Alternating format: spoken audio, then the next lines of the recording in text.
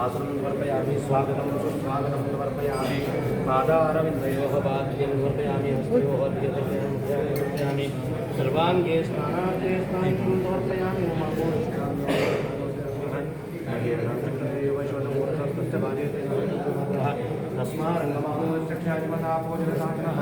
स्नानार्थे स्नानीयं समर्पयामि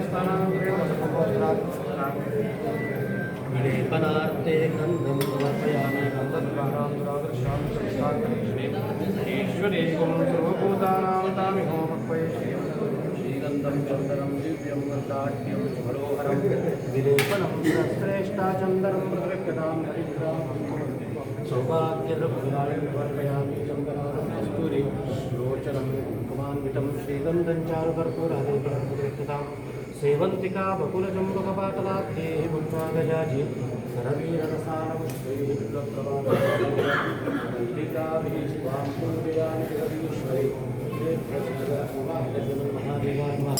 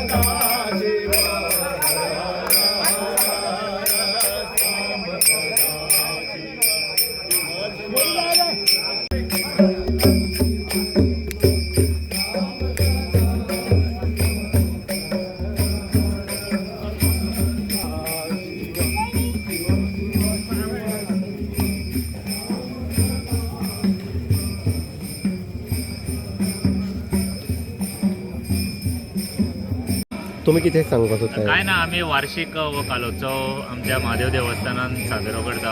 2 दिसाचो कार्यक्रम असता. तसो आयज तुम्ही पळयता आसतले जशे रांगोळी स्पर्धा तशेंच आकाशकंदील स्पर्धा ही आमी वार्षिक आयोजीत करता. स्पेशली जे कलाकाराक जे आमकां एक प्रोत्साहन दिवपा खातीर, कारण दिवाळेचे नंतर खुबशे लोक असे परिश्रम घेवन हार्डवर्क करून मोठे मोठे आकाशदिवे करता आनी सुंदर अशे आकाशदिवे करता.